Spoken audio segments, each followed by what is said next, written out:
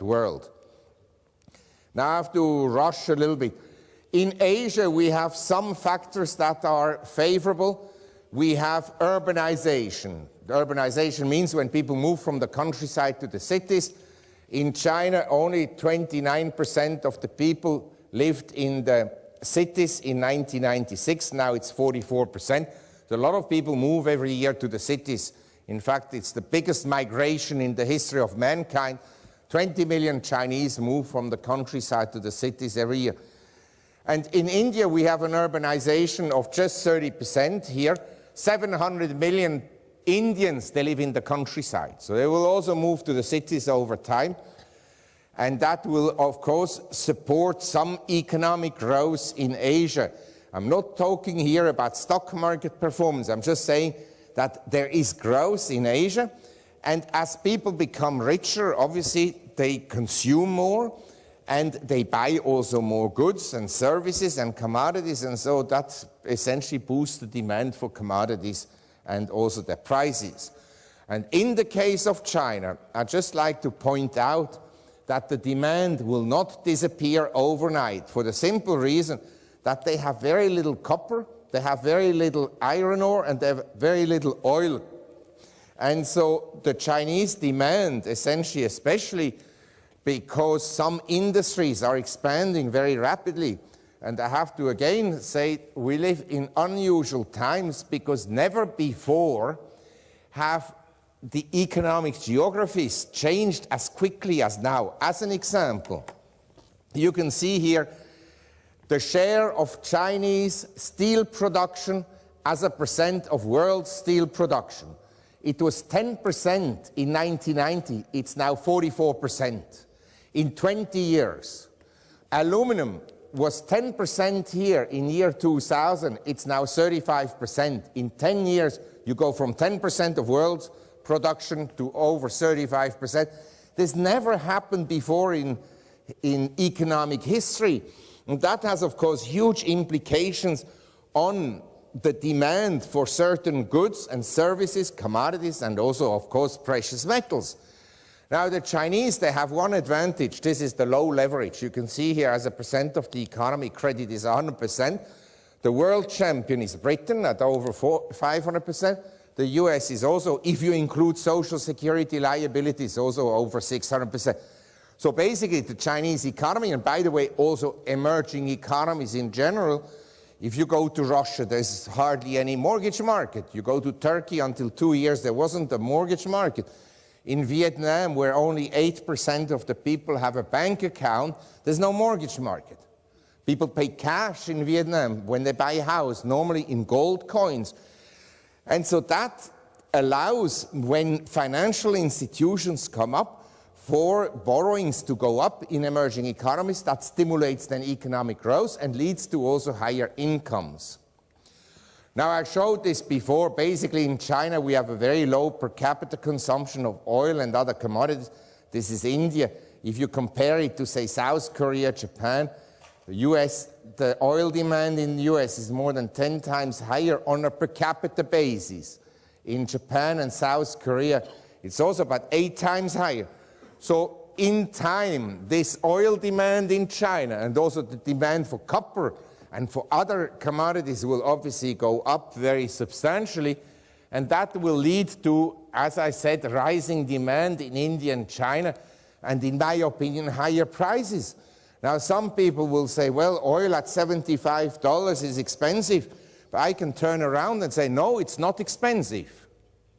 Because with all the money printing, the quantity of money is rising much more rapidly than the supplies of oil. And you know, the oil experts can debate about many things, but everybody agrees that the major oil discoveries were here in the 1950s and early 60s. And since then, every year, the oil discoveries have gone down and they have become more expensive. To find new oil today and drill it, you need an oil price of $70, otherwise it's not worth doing it. And every year, the world consumes significantly more oil than new reserves are added here. And so over time, if you consume more than you add reserves, then obviously your reserves, the overall reserves, are going to go down. And every oil field, you don't need to be a rocket scientist to see that, every oil field eventually runs dry, finished, gone. It's not like a farmer who can plant wheat every year. With oil, you burn it, it's gone. And so my view is that actually oil in the long run will be much higher. And this leads me to another subject I discussed before, but now it's becoming more interesting. We had an oil crisis in the 70s. At that time, the US was 77% oil self-sufficient. Only 23% were imported. Now the US imports 74% of its oil requirement, and 26% are own oil reserves, because the oil production in America went down. In the case of China, we have the following situation. The reserves are going down. The production is flat here, and the demand is up. They're the second largest oil consumer today. And they were self-sufficient in the 70s, in the last oil crisis. But this time around, they have a huge disadvantage. Just consider the following. The US has access to two oceans, the Pacific Ocean and the Atlantic Ocean, and they can get their oil from Venezuela, from West Africa, Angola, and Nigeria. They can get it from the Middle East, they can get it from the North Sea, and from Canada and Mexico. But in the case of China and the whole of Asia, we get all 95% of the oil from the Middle East, and it comes on the sea lanes. So the Asian nations, in particular China, is very vulnerable to an interruption in oil supplies. And the US is very vulnerable to an interruption in oil because they import 75% of its requirement. And so the US is here in Iraq certainly not for human rights. And the Chinese are in Sudan, certainly not because of the scenery. It's about resources. For the Chinese, you have to see that there's a country with 1.3 billion people. To secure the resources is a top priority. And that, of course, leads to tensions, because the vulnerability of China is they don't have an aircraft carrier. They're very efficient submarines and also rocket systems. But basically, the problem of China is this. The US has access to the oceans, Pacific Ocean and Atlantic Ocean. The Chinese have access here to the Pacific Ocean, but the problem is they're surrounded by American bases. All around here in the Pacific, you have American military bases, and the Americans have aircraft carriers, and they can block the oil supplies to China. This makes China very vulnerable.